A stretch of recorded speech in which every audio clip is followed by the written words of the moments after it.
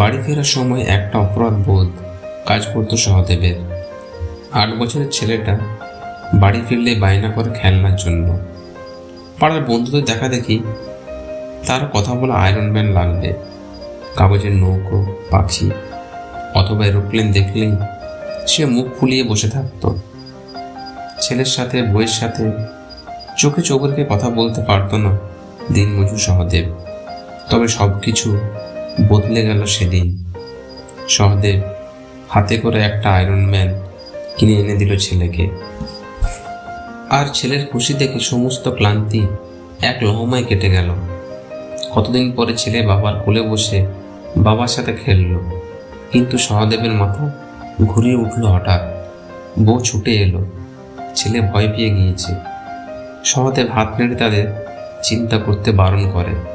ওরা তো জানে না এক বড়লোক বৃদ্ধকে 4 বোতল রক্ত দিয়ে ছেলের খুশি কামিয়েছিল সে।